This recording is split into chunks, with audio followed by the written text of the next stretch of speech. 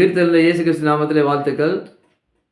பிரியமானவர்களே, இன்று தேவன் நமக்கு கொடுத்திருக்கிற தியானிக்கிற வேத பகுதி என்னவென்றால், எபிரேயர் அதிகாரம் 7:28 வசனத்தை நாம் படிப்போம். நியாயப்பிரமாணமானது பலவீனமுள்ள மனுஷர்களை பிரதான ஆசாரியராக ஏற்படுத்துகிறது. நியாயப்பிரமாணத்திற்கு பின்பு உண்டான ஆணையோடு விளங்கிய வசனமோ என்றென்றைக்கும் பூர்ணரான குமாரனை ஏற்படுத்துகிறது. அல்லேலூயா. அதாவது நியாயப்பிரமாணத்திற்கு பிறகு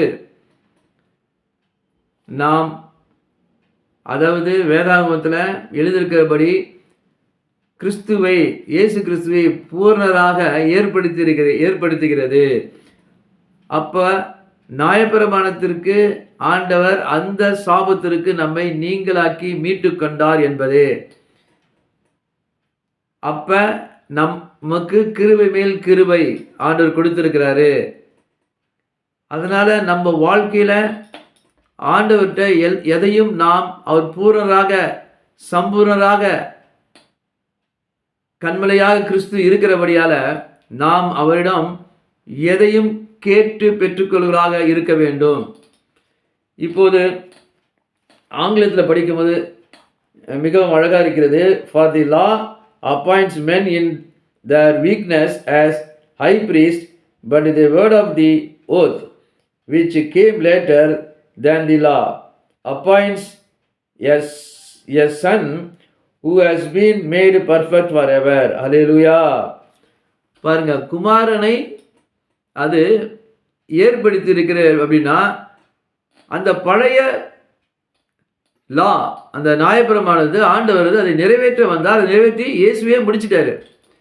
அதனால் நம் வாழ்க்கையில கிறிஸ்துவர்களாக நமக்கு ஆண்டவர் ஏற்றுக்கொண்ட நம் வாழ்க்கையில எது நடக்கல, சில ஆசீர்வாதங்களை பெற்றுக்கொள்ளவில்லை, அப்படி இருக்கும் பொழுது இது நம்மளுக்கு சாபம் என்று நாம் நினைக்காமல் அந்த சாபத்தை, நம்மளுடைய பாவத்தை இயேசு சிலுவையில் முடிச்சிட்டாரு. இரண்டாவதாக நியாயப்பிரமாணத்தை அவர் நிறைவேற்றி முடித்து விட்டார். நியாயப்பிரமாணத்திற்கு நம்மை நீங்களாக்கி, அந்த சாபத்திற்கு நீங்களாக்கி நம்மை மீட்டு கொண்ட தேவன் அவர் பரிபூரணராக விளங்குகிறபடியாலே நாம் எல்லாவற்றையும் அவரிடம் கேட்டு பெற்றுக்கொள்ள வேண்டும். காலதாமதம் ஆனாலும் சரி, நாட்கள் ஆனாலும் சரி, வருடங்கள் உருண்டு ஓடினாலும் சரி, நாம் ஆண்டவரிடம் அதை கேட்டு பெற்றுக்கொள்ள வேண்டும். நிச்சயமாக இன்றை இல்லை என்றால் நாளை